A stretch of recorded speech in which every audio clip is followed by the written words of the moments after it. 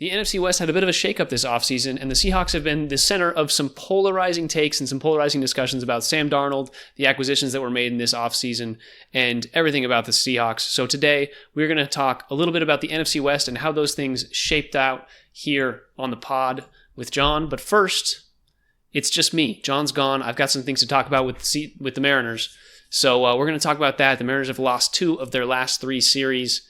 And they're not looking great in this Orioles series as of right now. It's currently the bottom of the second, and it's 0-0 in the second game. So I will be following along. You might get some instant reactions from me. And yeah, let's get into it. Here is some Coyote Picnic.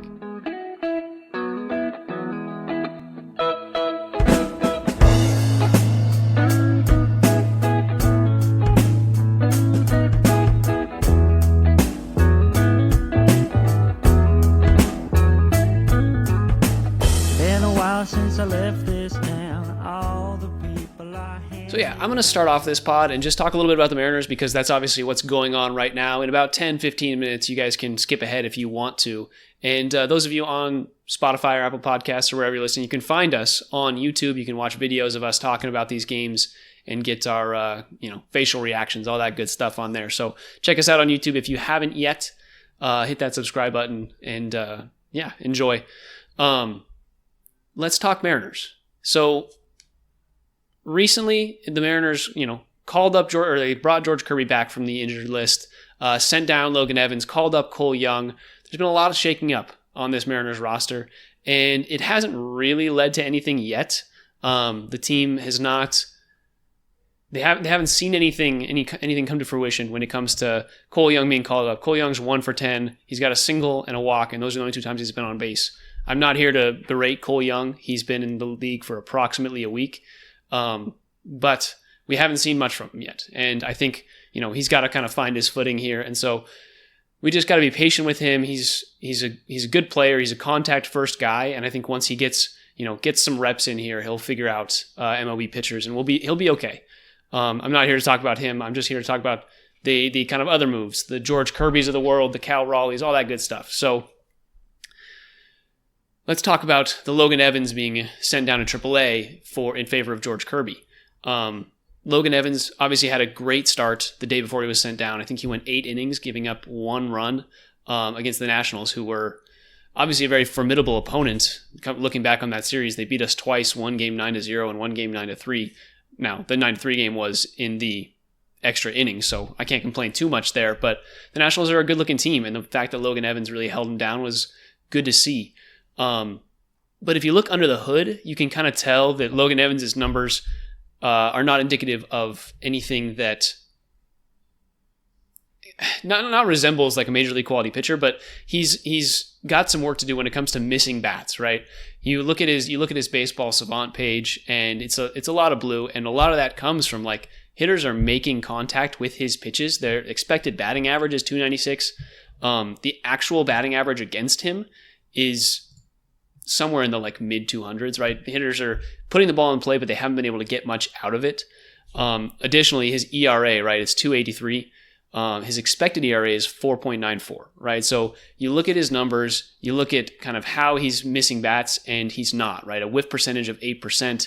He is just like, hitters are putting the ball in play, and when that happens, it's a recipe for a little bit of struggling. And you can see that with George Kirby right now. George Kirby has around a 16-17% strikeout percentage, and he's really struggling, right? His strikeout percentage over the last few seasons was around 25, mid-20s. So yeah, Logan Evans, over the course of his entirety of his time in the MLB, that's 6 starts, which is not a huge sample size, but it's a sample size. He's only striking out 17% of the batters he's facing. He has a little bit of a walk issue compared to what we see from most Mariners pitchers, at least. He's got, walking 7% of the batters he faces. He's been putting himself in tough situations. And obviously, we talked about it last week, that has improved tremendously over the course of his outings in Seattle, right? Culminating in that national start where he now, his ERA sits at 2.83. It's looking great. His whip's at 1.26. These are all good things. It's just like his whip could go down a little bit more, and that would be so great in terms of him being put in pressure situations. And so I think, just a little extra time to marinate in the AAA sphere is great for him. I think what he showed And what is great for the Mariners, and he seems like a great dude, but what is great for the Mariners is he showed that he can be a really good pitcher, but I don't think the Mariners really see him like that yet. And so, some teams might be looking under the hood and say, okay, he's not actually ready, but some teams might look at him and say, okay, this is a guy that we can add to our bullpen, or not our bullpen, our pitching staff, and put him in that 4 or 5 slot him in. And this is a guy who can start every 5 days for them. And that's a lot of value for the Mariners. So maybe they sent him down because they want him to kind of like his numbers to not be be checked. They don't want to see a few back-to-back games of him giving up 3, 4, 5 runs. So we'll see what happens with Logan Evans. I'm excited to see what they do, but I wanted to shout him out because it's important to note that even though pitchers can have great outings and he's done decent, there are some under-the-hood numbers that are a little flawed. With that, Logan Evans goes down, George Kirby comes back. And a few of us have been a little upset about George Kirby and his few starts that he's had with the Mariners so far. His best start was obviously this one against the one Tuesday against the Orioles, right, where he goes 5 innings, gives up 2 runs, 8 hits though, and gets hit in the face, comes off the field bloodied after that 5th inning. But you look at his numbers and you're like, okay, why is George Kirby not thriving right now? And first of all, again, small sample size. I'm not here to say that any of this is fact, but George Kirby has pitched in 3 games so far, and his strikeout percentage is, like I said, 16-17%. He's not actually pitching that well in terms of missing bats, right? His whiff percentage is in like the 20s, which is not great for George Kirby, right? He's a guy who, when it comes to pitching in the strike zone, is able to generate whiffs, is able to generate soft contact, and he hasn't really done that yet. The real thing when you look at George Kirby's numbers is the expected batting average and the expected slugging are like 330 for expected batting average and 500 for the expected slugging, and those are inflated from last year. And that's not to say that this is the new George Kirby, right? He's still doing well. His ERA is 8.56 right now. His expected ERA is 5.8, right? So he's had some bad luck. He's had some things go not his way, and that can happen, right? He's coming back. People have, the Orioles have seen him before. The teams that he's played against, the teams that he's pitched against, the Astros have seen him before. They chased him out in 3 2/3 innings, and it's like this guy threw 7 innings of shutout ball against the Astros 3 years ago in the playoffs. We're not upset about George Kirby and this Astros team, but they've all seen him before. They know where he's coming from. They know he's coming back from an injury, and he's just got to get ramped up. Into the point where his real pitch that's been struggling, and you're gonna, I'm looking at a lot of numbers here, and I'm just relaying this information, but it's important. His slider has been just not efficient at all, right? The batting average against his slider is almost 700. The expected batting average is 400. Even if the hitters are hitting 400 against his slider, that's still not good enough, right? So the fact that they're hitting 700 against it is rough, and I'm not sure what that comes from, right? His slider has a little bit of a different break than other pitchers in terms of his arm angle. It gets a little bit more horizontal movement to it, and so what happens from that, I'm not sure. Maybe lefties are really thriving against it because they see the drop and the extra movement that comes, and it hits a better spot on their bat. I'm not sure, but it's not working for him right now, and he needs to figure that out. Because that's been the real issue. His off-speed pitches in general, right? His knuckle curve. People are hitting 373 against it. His split has not really been effective either. They're hitting 333. Now, he throws his four seam 33% of the time and his sinker 24% of the time. That's 60% of his pitches that are working effectively. He's just got to figure out the minutia and figure out, how is he going to work around. He's walked some extra people. People are getting on base against him. He's just figuring it out right now, and that comes with returning from an injury and not having played really much of spring training. He did, he got a few spot starts in rehab, but that's kind of it for George Kirby. So he will come back. He will be just fine. But right now it's a little, not worrisome, but I think we're going to see George Kirby evolve over the course of this season, and hopefully he becomes the pitcher that we expect, right? But if not, that's kind of why, right? These are the numbers that you're seeing, and if they continue, you can see why. You can look at his off-speed pitches and say, hey, that's just not doing it for him. It's more of a sweeper, less of a slider right now. And it's not effective. It's kind of that in-between pitch that doesn't work. So we'll see. We'll see what happens with George Kirby. That's kind of my breakdown of the last few starts of his. And, I'm not too worried about him as of right now. If it continues for the next few starts, we'll have a conversation. John and I might talk about it in the future. But for now, that's where we're at. Now, we can mark him as my flounderer of the week. Sorry, I guess I didn't say. We're doing floaters and flounderers, and it's just me. I'm just talking about a couple players here. Let me give you my floater, though. We've had a lot of discussion about some things that haven't been going well for the Mariners, and one thing that has, if you haven't heard, if you've been living under a rock, the entire MLB sphere knows about the guy they call Big Dumper, right? Cal Raleigh has been popping off over the last couple weeks and the entire season, really. Like, he's just been cruising. He's got a batting average of 259. This is a guy who we said at the start of the season, if this guy hits 240 and above, you're looking at like a top 5 MVP candidate. This guy's hitting 260 and he's doing everything great. OPS at 999, right? He's right about at the 1,000 mark. That's awesome. That's like, as Mariners fans, we have never seen, and as baseball, like in baseball, we've never seen it. You've looked at everything on YouTube. If you've checked YouTube at all and followed the MLB, these people are all just like giving Cal Raleigh everything that he deserves. They're all talking about him. It's awesome. It's so great to have Mariners representation in that context.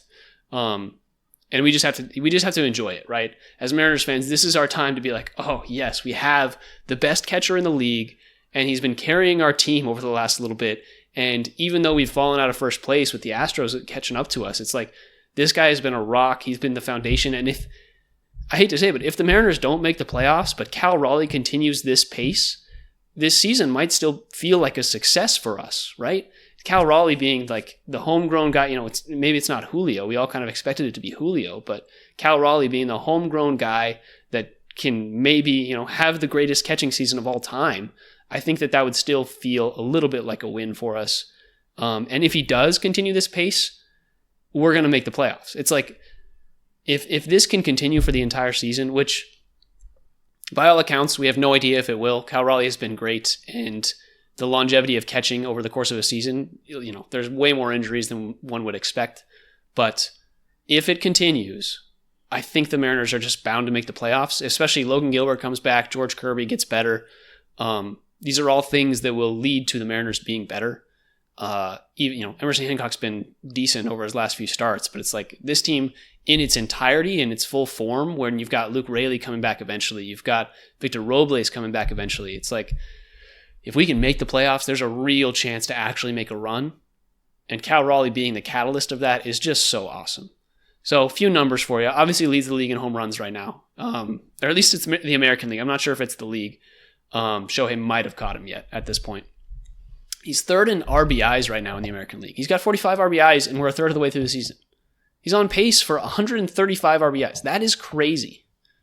That is bonkers. He's walked 37 times. Obviously, he struck out 70, but that's okay, right? That's okay if he's doing the things that he's doing, right? His K percentage, in terms of just like, I'm looking at his counting numbers. His K percentage, when it comes to it's the best it's been when he's been with the team, right? His walk percentage is the best it's been when he's been with the team. He's walking almost 15% of the time. And all these numbers look real is the other thing, right? You look at his expected values, and his expected slugging is almost 600. His expected WOBA is 420. It's like everything in here is saying, hey, this guy is for real. Everything that he's doing is repeatable and expected from how this guy is approaching the situation when it comes to hitting. So that's awesome. He's obviously been great defensively. So just wanted to shout out Cal Raleigh here. And there you go. That's my quick 15-minute Mariners discussion. You guys needed to hear it because, you guys are checking in midway through the Mariners season, and I hope you're expecting Mariners content, even though you clicked on this thumbnail and you saw that it's a Seahawks pod. I hope you expect some Mariners pod or discussion coming from us, and specifically me. So with that being the case, I'm going to head out, and in 2 seconds, you're going to see John and I talking about the Seahawks. So enjoy, have a great one, and go Mariners. John, there's no intro for this. I know you're shocked. You were just like, what just happened? But there's no intro for this. It's going to come in after I do a little clip. So, welcome. It's good to have you back. They missed you in the first 15 minutes of the pod. I'm scared. Without the intro, I need the structure to feel safe. There's no Coyote Picnic to give you a break. We're just going. Slave driver over here. Let's dive in. NFC West, man. It's been a while. Gosh, I miss talking about football. Dude, we need football in our lives again. I miss it. So the idea here is we just wanted to get together and just have a little bit, just kind of an off-season summary. And, we're not going to do the whole NFL because we have day jobs and girlfriends. But we did want to hone in on the Seahawks division and talk NFC West.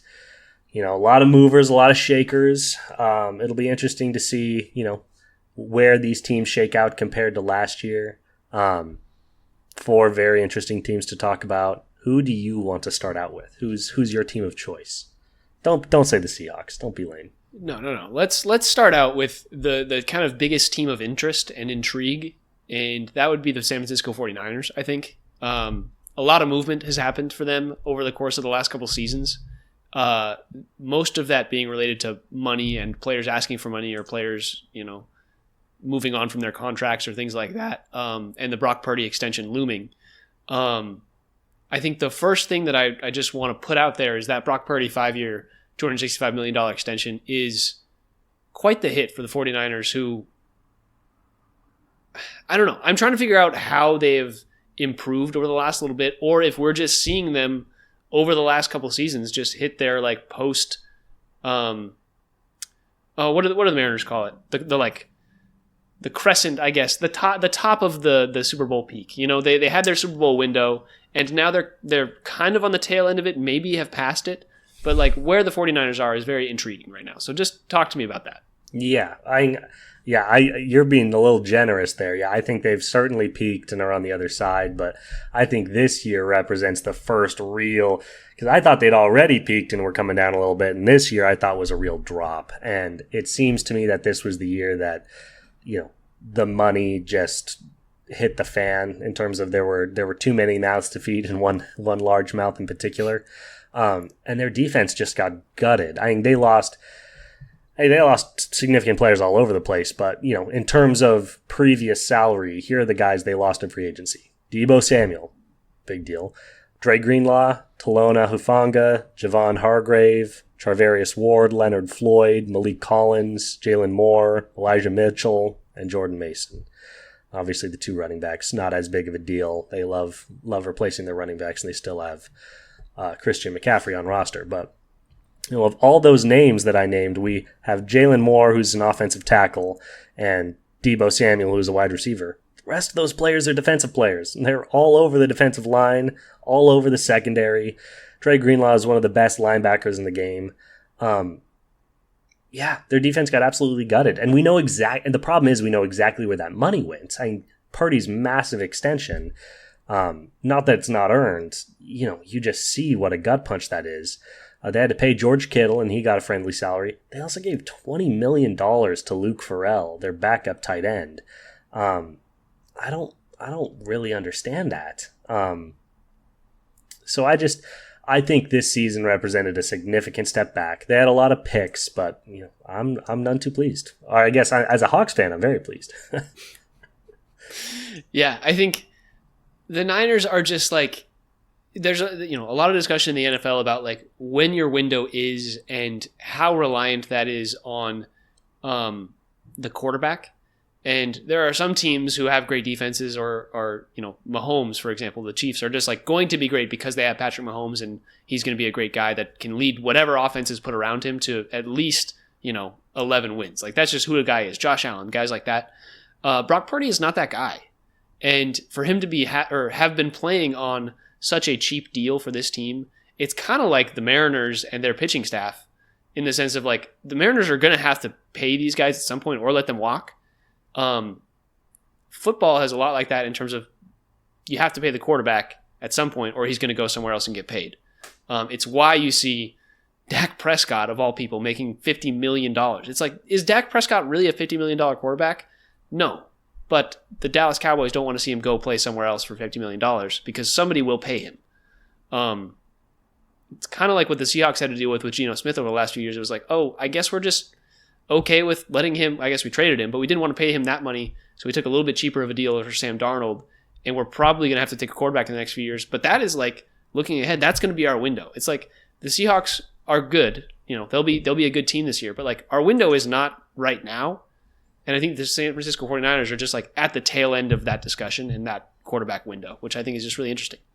Yeah, and it's, such a big deal when you can have a competitive quarterback on those rookie deals. Obviously, you just see the difference between what he was getting paid to what he's going to get paid now is astronomical. And, Purdy's been great. And, I've always leaned a little bit towards he's in a great situation versus he is great. But his statistics are fantastic. I think he finished 7th in passing yards last year and like 10th in touchdowns, which is, if he's a top 10 statistical quarterback, you have to pay him top dollar.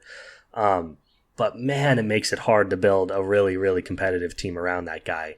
And I do think it's going to, this conversation's been already going in the background, but if you thought there were eyes on Purdy before, there are going to be a lot of eyes watching him very intently because he just went from a really fun story and a massive asset to a guy that now like really needs to perform to show that he's worth his contract. And so far, he's absolutely played up to his contract. But I think here, I guess if we're taking their whole offseason in one thing, they had 11 picks in the draft, and they went hard at the defense. A lot of people think their defense will not significantly fall off because of the draft capital they poured into their defense this offseason in terms of draft picks.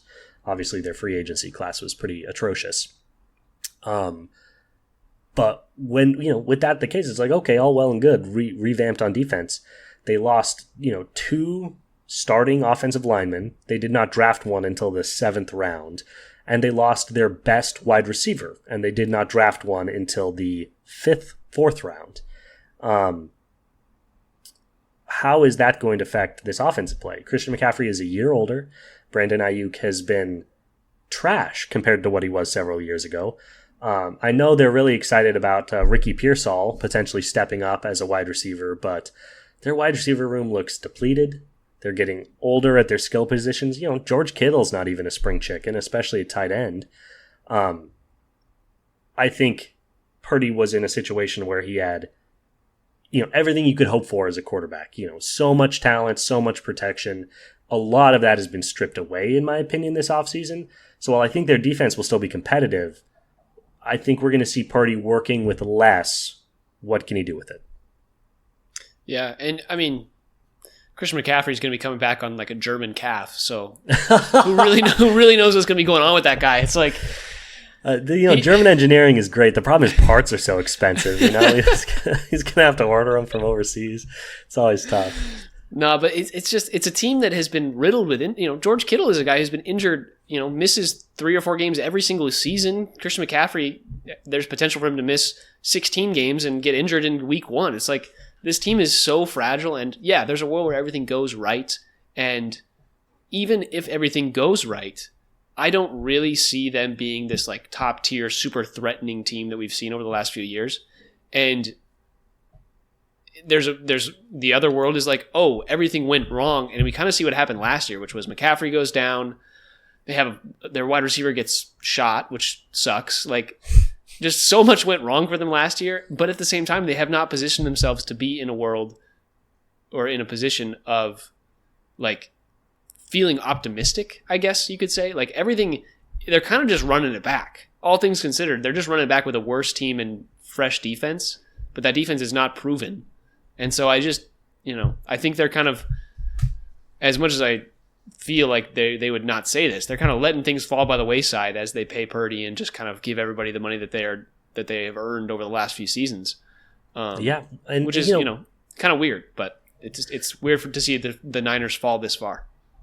And they've had so much success drafting on defense. I think they're kind of getting a little bit too much credit for. Yeah. I mean, they just like some of these names. I mean, they lost Leonard Floyd, Malik Collins, and Javon Hargrave all off the defensive line, all in the same year. And then, they spent 4 of their first 5 draft picks on defensive linemen and edge guys. And, some of the names people really, really like, but guys don't hit all the time. You aren't going to be guaranteed that 3 of those 4 guys are going to be starting caliber every single game. And they're going to have to be to replace the production that went out the door. And, they got a, 3rd round cornerback, and then, got a DB in the 5th round, but they lost, Charvarius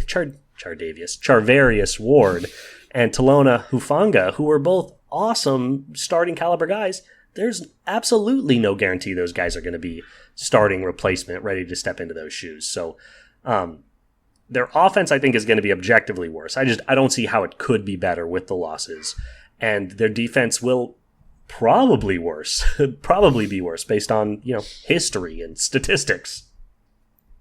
Yeah, I think I will say, they lose Deebo Samuel, but Ayuk will be, there's no contract discussions that are going on. Like, Ayuk is there and ready to go.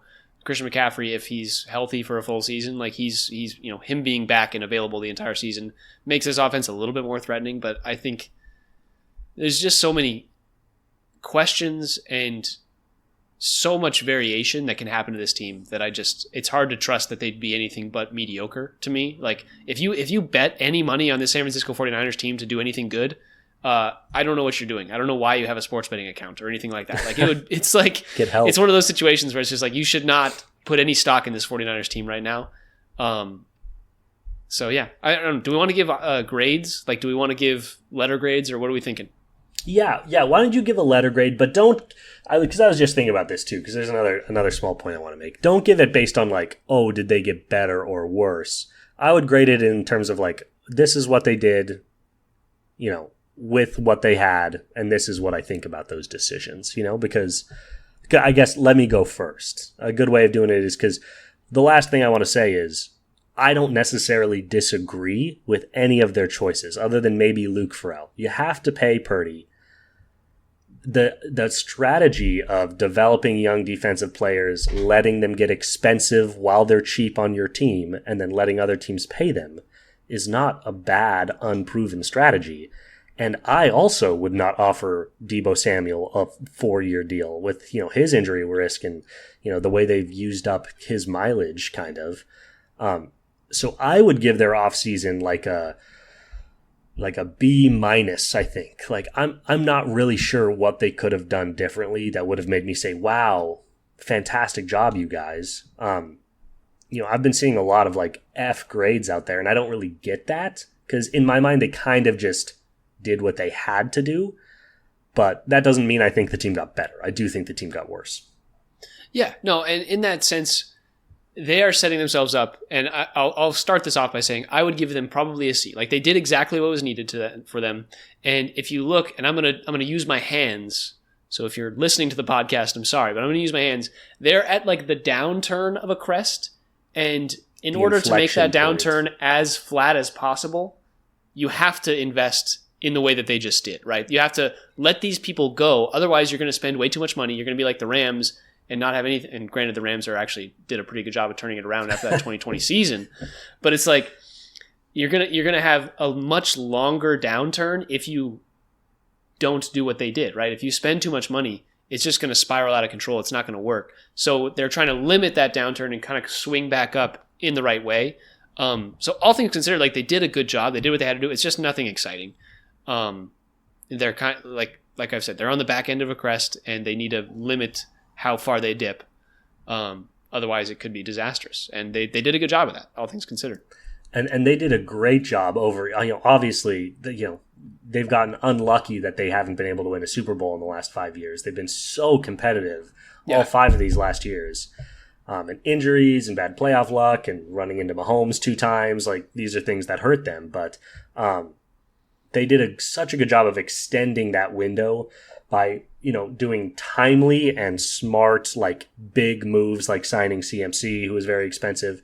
But yeah, the worst thing you can do is not know when the party's over. And I think they did a great job this year of and once again, they want to be competitive this year and in years to come, but they knew that this party with this group was largely over. So they paid the guys that were crucial, that they had to keep, and then they did kind of a hard reset. 11 draft picks. They're getting young again. They're going to hopefully have a young, tough defense that then they can again kind of reset this window onto.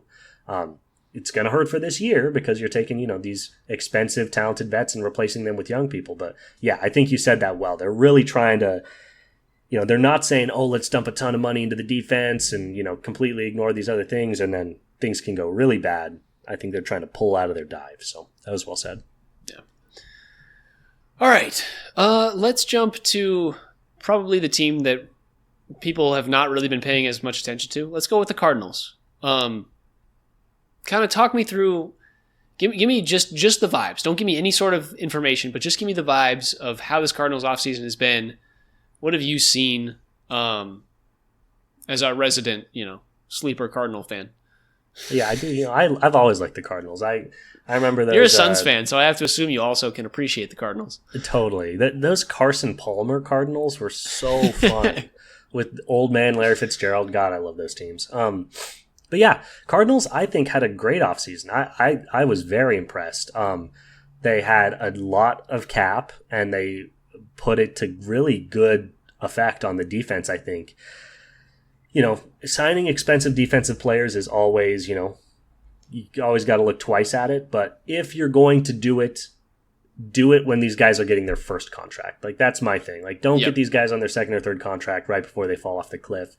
They went and got Josh Sweat, maybe the highest caliber free agent defensive player on the board from the Eagles. And they got him coming off his rookie contract. They got Dalvin Tomlinson at DT. They got Akeem Davis-Gaither at linebacker, and they got Baron Browning at edge. And I think they just turned a weakness into a strength when it comes to their defensive line. Their secondary is still going to have probably significant issues, but and this is I'm not a football coach, but this is my mindset about building defense.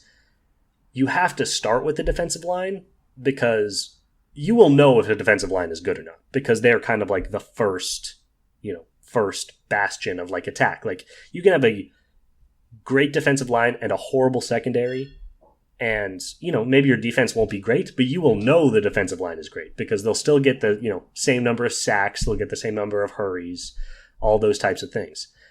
A secondary isn't like that. You can have a really talented secondary and a horrible defensive line, and the secondary will look bad because when there's no pressure on the quarterback, it just makes life so much easier on them psychologically and literally in terms of time to throw and all these things. It opens up all these options. So if you are looking at a defense like the Cardinals and they're just bad, they had one of the worst defenses in the league last year. I think it was really smart of them to not say, okay, let's throw out the secondary and start over. They said, we are throwing out the defensive line, bringing in all these awesome vets. We're going to now have a top at least 10 defensive line in football. I would say probably top 5. And now we can see. Now we can evaluate. What is our secondary really like? Where are the needs? So that was a long spiel. But I thought they really focused this offseason on the defensive line, and I really appreciated the thought process behind it. Yeah, and I think the reason that they were able to do that is because, Marvin Harrison Jr. is coming in as still your number one receiver technically, and I think that is the area of concern when it comes to the Cardinals is like they didn't really improve in terms of the offensive weapons that they can provide to Kyler. I think that is like, yes, they did some great things defensively, and Kyler as a quarterback, I think there's just a lot of questions on a week-to-week basis as to whether he's going to perform, what's going to happen. Like, he's just the definition of like inconsistent. And so what comes with that is like they maybe felt like maybe the best thing for us to do is invest in our defense because our offense is so inconsistent and we can't, we don't know week to week what we're going to get. If we can hold teams to, 14 to 24 points, like in that range, Kyler will get them, he's probably going to average getting 24 points a game for this Cardinals team. Like, he's good enough offensively that he can do good things there. But that's why we didn't see many offensive weapons acquired by the Cardinals. It's like, okay, they know their kind of offense is a known quantity, and Marvin Harrison Jr. will probably step up and be a little bit better than he was last year. But really, their offense is a known quantity, and it's it's in between that 20 to 10. It's somewhere in the middling phase of the NFL. But if it's like in any sport, if your defense is a top 10 defense and you have a good enough offense, Mariners, you can make the playoffs. You can do good things. So I think the Cardinals did a decent enough job. I don't think it was anything spectacular. I like what you said about the addition of Josh Sweat and this defensive line being good pieces. I just think, I don't know, with Kyler Murray, in my mind, with Kyler Murray, it's so hard to be anything but a maximum 10-7 team that this Cardinals team is just not scary to me in the way that I think it would have been if they added another weapon. Like, just psychologically for me as a Seahawks fan. I'm not scared of the Cardinals and the moves that they made, but I see what they were doing and I see the vision. Yeah. And yeah, I think, Kyler might be the most polarizing quarterback in football just in terms of what people think about him. Statistically, he's still really good. He takes way too many sacks, but he was a 4,000-yard, 20 touchdown, 10 interception quarterback last year. Not to mention what he can do on the ground. He scrambled for almost 600 yards. So statistically, he had a really solid year last year. It's worth noting, in Kyler's career, he has never had an okay defense. That's valid, yeah. Yeah. Typically, they're not even just bad. They're often very bad. And it's hard to look good as a quarterback when you have a terrible defense. Anybody can be Tom Brady with those early Pats defenses. And yeah, I just thought they still have, and I think the Cardinals are still kind of evaluating. They've definitely been getting enough from Kyler where they aren't ready to let him go. But I'm not sure if they think he's the answer for the next 10 years. And so, what does he have? He still has James Conner, he's turning into the modern Frank Gore. He's 1,000 yards on the ground every single season, 1,000 yards and 10 touchdowns. It's crazy how consistent he's been in a Cardinals uniform. He's got Trey McBride, arguably the best pass-catching tight end in football, 1,100 yards from scrimmage last year, just really, really good. And they got him, a top 3 pick wide receiver in Marvin Harrison Jr., who had, a really solid rookie season with, 880 yards and 8 touchdowns. But, I think they're expecting for more from him, and another year of development with him and Kyler. I think we should be able to expect more there. So he's got his core of skill position guys.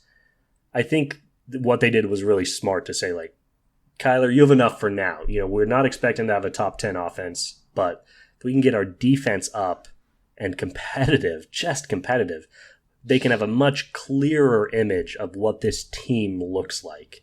Because, when one side of the ball's a mess, I think it's so hard to evaluate. Yeah, I agree. And especially when you have, especially when the defense is a mess, you kind of get what the Seahawks had a little bit last year, where it's Geno and the offensive line was just out on the field all the time. Sometimes, you just felt like that was happening. And that defense just could not get stops, or it would be so quick. And I think this Cardinals team kind of had the same issue. And so hopefully, it'll be a little bit more methodical in the way that they play. I guess not hopefully, but the Arizona Cardinals hope that it will be a little bit more methodical in the way that they play their games and everything works out. I think I'm going to give a letter grade for this, and you can, if you have another point to make, by all means. But I'm going to give the Cardinals. I think what they did was good. Definitely better than the Niners in terms of what they did. I would say probably just a B. It's hard to go anywhere higher than a B just because I don't think they did anything spectacular, but they did a good enough job that I could give them that. Yeah, we were talking about their free agency, but their draft was really focused on their defense.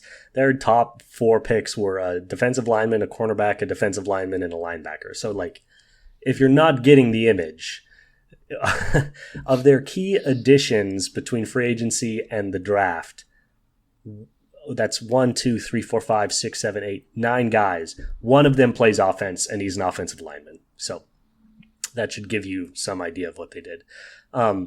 Yeah, I think that's totally fair. I think I kind of am in love with the strategy. I feel like I've been seeing a lot of C+ to B+ range grades for this team, but I think I'm going to give them an A-.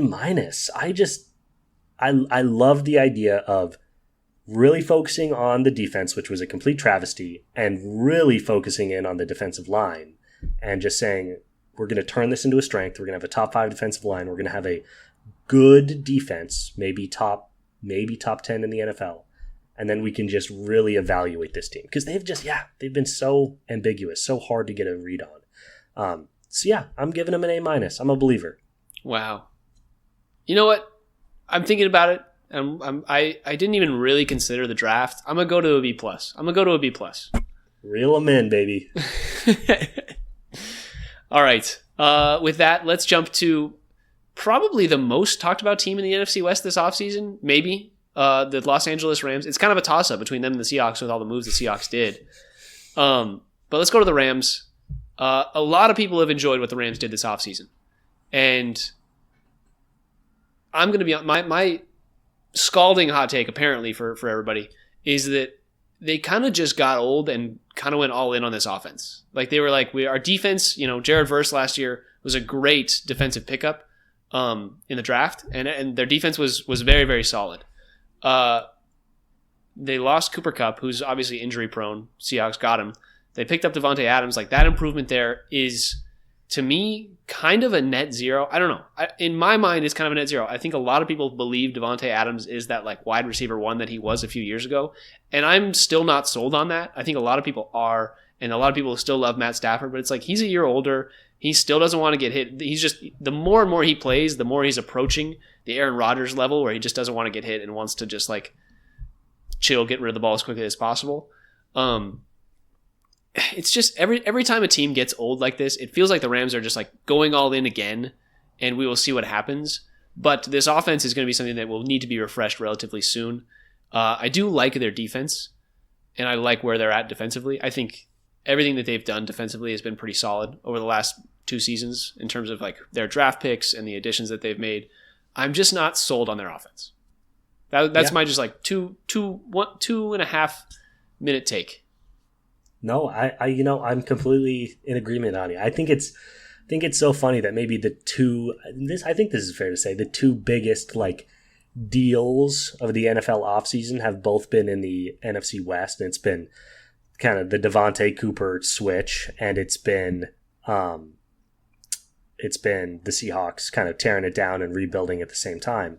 And I think I'm just kind of out on the majority opinion on both of those. Like I think the majority opinion is the Seahawks were really stupid, and I completely disagree. And I think the majority opinion is this is a huge deal for the Rams. And yeah, I don't think it is. There are a couple obvious benefits. The first being Cooper, despite how great he is when he's healthy, has just not been able to stay healthy. Devontae's been much more consistently healthy. So that's a big plus right out of the gate. The second really big plus is that Cooper and Puka Nacua play very similarly. And, Stafford's a good enough quarterback. He can make it work, but it's not the best for like synergy offensively. Having a guy like Devontae and Puka makes way more sense. Devontae's a true X, and then, Puka can just be the everything guy, just working on all phases and particularly on crossers and stuff like that Cooper was so good at. But with that being said, yeah, it's crazy, man, how quick people turned on Cooper Kupp. It's like 2 years ago, the guy was coming off like 3 straight years of being the best wide receiver in the NFL, including the single greatest season a wide receiver has had since probably Randy Moss when he won the Triple Crown back in 2022, I think it was. He is awesome. And him and Stafford have a famously deep and wonderful connection that has really helped their game. Now, I don't think, him and Devontae will have any issue developing that. I think, they'll get along great, and I think they'll work together great. But this idea that was some huge upgrade, I'm with you. Like, I don't necessarily really see it. I see it as a improvement. I think it's Devontae's had kind of the same few years that Cooper's had, like not in terms of injury, but like in terms of his play production being great. It doesn't feel like Devontae has taken a huge step forward. It doesn't feel like Cooper has taken like a step back. The only concern is the injury side of things. Like they've kind of he plays, done the same thing. Really good. Yeah, I agree. Yeah, sorry, I cut you off there. Go for it. No. That's a great point. I actually want to talk about that of just like they're a little bit opposite. When Cooper plays, he's awesome, but he doesn't always play. Devontae plays all the time, but like he's either terrible or amazing. Like trust me, I had him on fantasy for several years. These last couple seasons, it's like, he had 1 catch for 6 yards, or he had 15 catches for 160 yards and 3 touchdowns. It's like, Jesus, Devontae, can we spread that production out over a couple of games? Now, Devontae defenders would say that's because he's had horrible, capital H, horrible quarterback play ever since he left Rodgers the first time. So this will be the best quarterback he's played with since prime Aaron Rodgers. But yeah, no, I do agree with that take. I think Cooper has certainly been more consistent while playing the last couple of years. So we'll see if Devontae can return to that, 110 yards and a touchdown every game type of thing that we were seeing back in 2017-18 when him and Rodgers were making magic. Outside of that major signing, and obviously re-signing Stafford, keeping him in LA, which was a big deal. Their offseason was just hard for me because it was, guys in, guys out, guys on both sides of the ball, some good players out, some good players in. They re-signed, Poona Ford, Coleman Shelton, who I think is a really underrated offensive lineman, Alaric Jackson, and Akella Witherspoon. They lost Jonah Jackson, Bobby Brown, Michael Host, and Cooper Kupp. Jonah Jackson was a really good guard. And they drafted Terrence Ferguson, a tight end, edge player, Josiah Stewart, who their edge has definitely needed help since their big departure. Jarquez Hunter at running back, who's probably going to be a replacement guy. Ty Hamilton at defensive line, and Chris Paul Jr., point guard out of Notre Dame. No, linebacker, much larger, 3 times the size of our Chris Paul. But yeah, it's just kind of hard to get a feel for it. They lost some defensive players, brought some in. They re-signed most of their offensive line, but they lost a couple guys and then drafted a couple. So I can't really get a feel for it outside of the Devontae thing. I feel like it's all been just kind of Devontae Stafford. Yeah, I think that is the Devontae thing is the reason that they've gotten the A- or like the A when it comes to why people have given them all these grades. There's a world where the offseason gets better. I think some people have talked about them trading for like a Jalen Ramsey and just like making some moves in terms of adding to this team that we haven't even seen yet as the season comes. But as it stands right now, I feel like they kind of just did a reshuffling and they were like, okay, we need to get these guys on, these guys wanted bigger contracts. So let's just like pick up some draft picks that may or may not work and slot into those spots. And we'll pick up a couple a little bit cheaper options when it comes to, offensive line and some like exterior pieces that you don't necessarily think of. There really wasn't anything big that was like super impressive by the Rams. I don't think that the Devontae Adams signing is a big deal. And so with that being said, I think I'll just give my letter. I kind of buried the lead a little bit, but my letter grade would probably just be like a B minus maybe. Like I'm thinking just a B minus. Like I just don't think it was good enough, and I think they made improvements and they kind of did the things that were asked of them. And maybe in that way, maybe it's a C plus too. Maybe it's a C plus. I'm gonna go C plus. I'm gonna keep going down. Screw it. Sure. Yeah, we're really departing from the norm here, I think, with some of our grade takes, but we'll be proved right, I'm sure, with time. Yeah, our value dogs will indicate that for sure. We got this thing on lock, man. One quick correction. I said they re-signed Poona Ford. They did not. They signed him from the Chargers. So yes. That was actually a pretty big acquisition. He's a very talented defensive tackle. Yeah, the one area I really want to give the Rams credit on, and we haven't mentioned it yet, is because we were talking about like, oh yeah, you can't just keep re-signing expensive players and trading picks and expecting it to last forever. And you can't, ever, unless you're the Los Angeles Rams.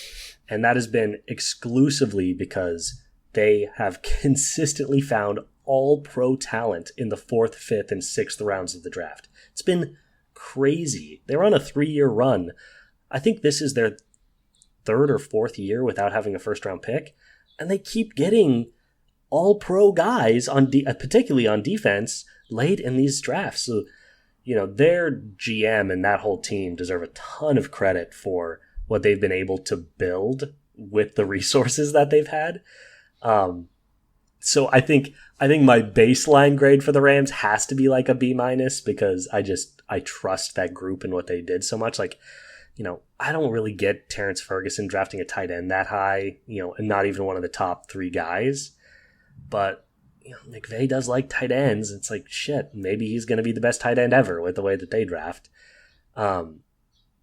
So I think I will give it a B plus. And I just think I trust them to do the right things around the margins. And then I do think, one, keeping Stafford was very smart. Like Stafford is still really, really good.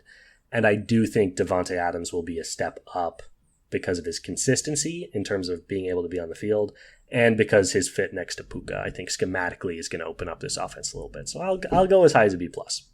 Okay, whole letter grade difference there. And that's our biggest difference so far. Biggest difference. And I think that comes from me just being like negative on the age thing. I think football to me is like, it's such a like, you can come into the league and be good. You can be a rookie and be very, very impactful.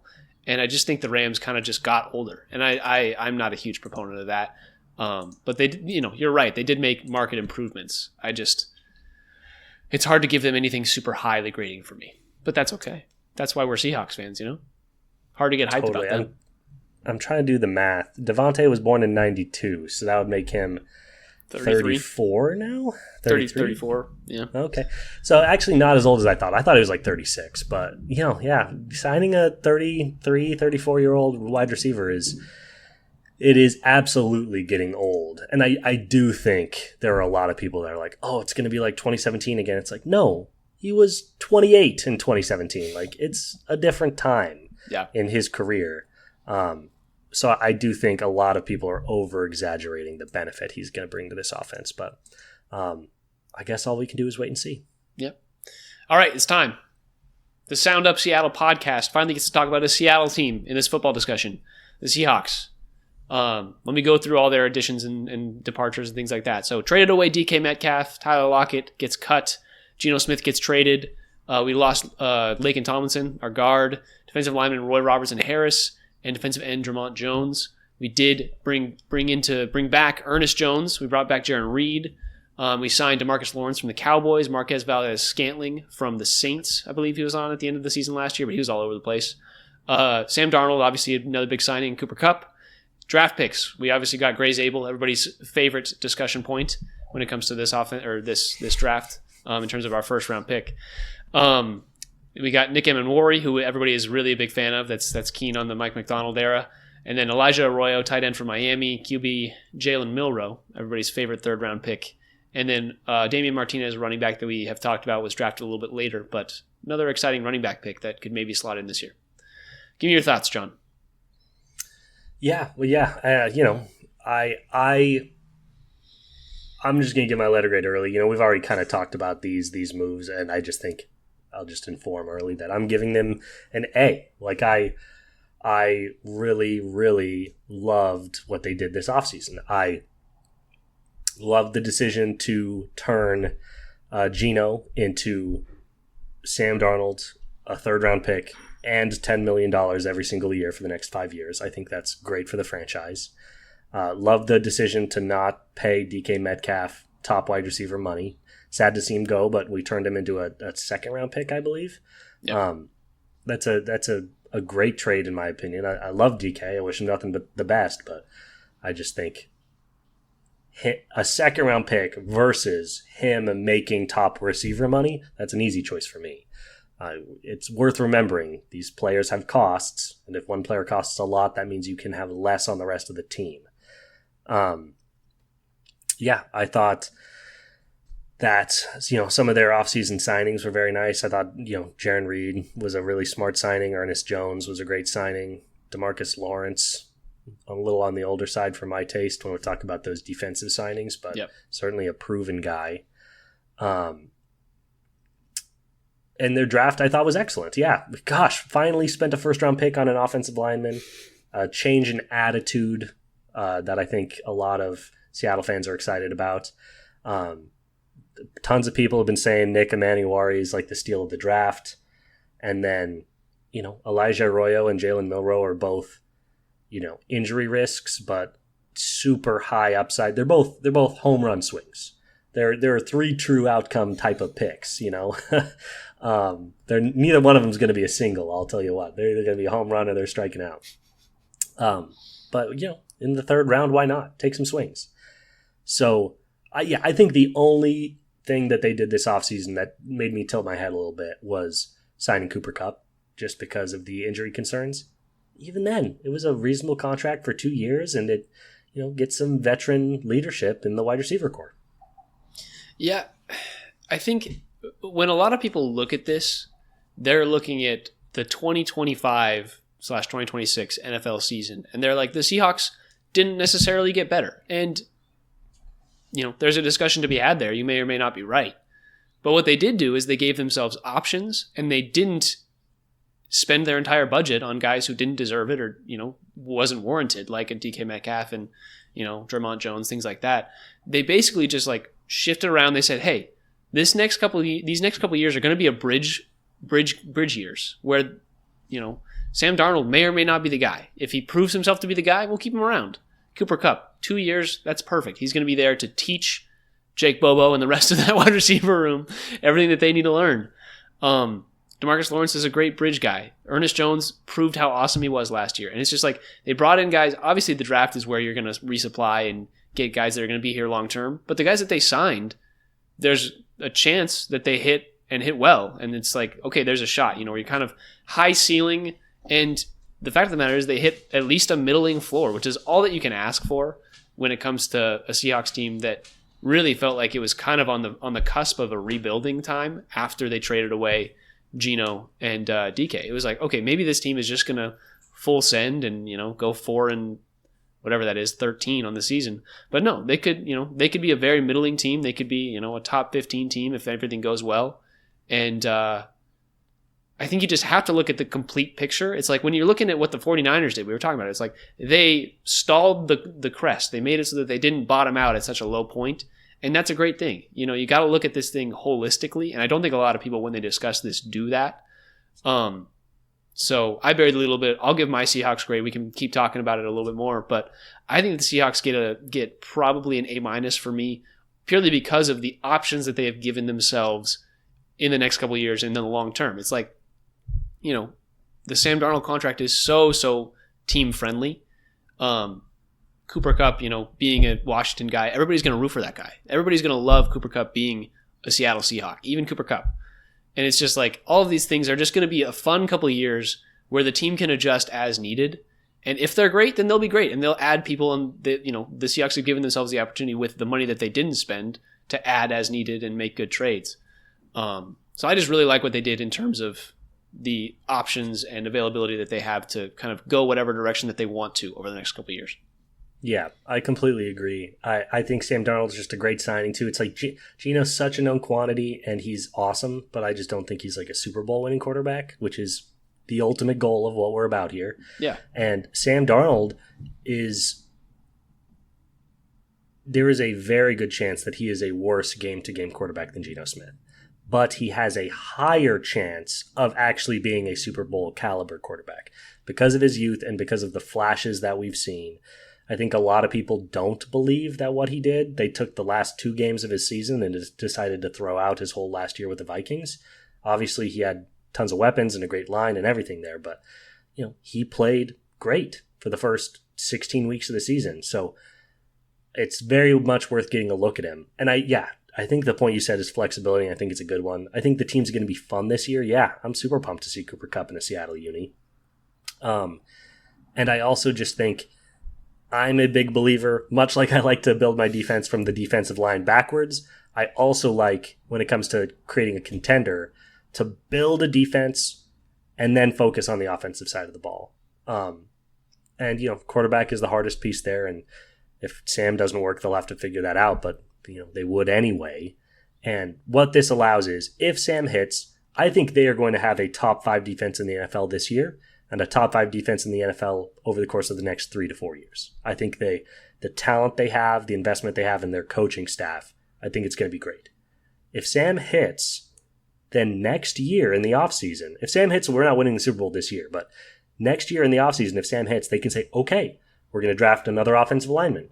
We're going to draft a running back in the second round because the best running backs in the NFL or in college are available in the second round. We're going to get another receiver for you. We can make that an offensive-focused draft, and then the next year we can make a push to really try to do something. If Sam doesn't hit, the record will be bad enough that maybe you can have a chance to get one of these mid-round quarterbacks, and the defense is still built. The infrastructure is there. We can be a defense-first team and then figure out the offense. So, yeah, I I think you got to figure out one side of the ball before you can worry about both sides of the ball, And I think the Seahawks were a team that's like, oh, the defense is on the rise. The offense is kind of so-so. And they just made it clear this offseason. It's like, no, we're going to be elite on one side of the ball, and then we'll figure out the other side. It's kind of like what the Cardinals did, honestly. And I don't think it's a bad strategy. Yeah. Yeah. I think you kind of just nailed it. I think this Mike Macdonald era has started off kind of weird in the sense of like how it feels like the Seahawks are going to go. Yeah. But like this season, I guess the next couple seasons will give us a clear direction as things progress. And it's like, okay, what do we see coming from this offense? Whether that is, whether they hit, like you're saying, if they hit with Sam Darnold, it's like, okay, we can invest. Or if they don't, it's like, okay, the offense is going to take a year or two. We got Jalen Milroe. Maybe he'll be, good enough. Maybe we'll get a quarterback in the next couple of years. It's like the options, like I said, are there to improve, to take a step back, to really go all in. It's like you can do anything with what they have done. And I think at the end of the day, that is what you need as the Seahawks come around in kind of this, light rebuild, kind of reshuffling year. So I really like what they did. And, we're the Seattle guys, so we got to rep our team. So maybe we're a little biased, but sometimes that comes with the territory. Yeah, it's just clear what they prioritized this offseason. They're like, okay, our defense is like right there. We're going to get really good vets. We're going to bring this in and just like seal this thing up. Now we have an elite defense. That was, if you talk about, if all you're talking about is Geno and Sam Darnold, you're forgetting the fact that that wasn't the side of the ball they prioritized this offseason. It was the defense. Yeah. So it's like when you look at that as like, oh, and secondarily, what are we going to do with this offense? I think it makes their decisions look so much better of like, oh, they did all this on the defense and then they still, shuffled things around and kept what I think will be a totally reasonable NFL offense on the field and then, work from there. I think it works. Yeah. All right. There it was. That was our NFC West look ahead. Do you want to do records? Do we want to take a shot at the records right now or should we wait for the preseason for that one?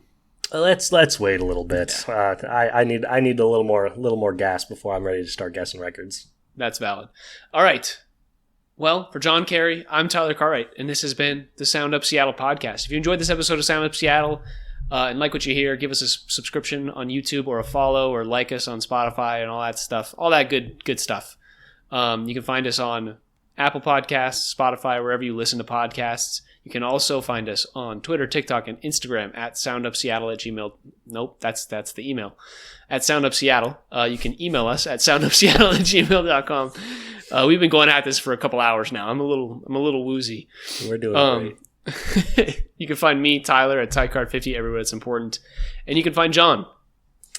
Backtracking a little bit. I don't want to do records, but really, really quick. This is only for the listeners that stayed through the ad talk there. I want you to give me your order, your division order that you predict will happen at the end of the year. Who's 1, 2, 3, and 4?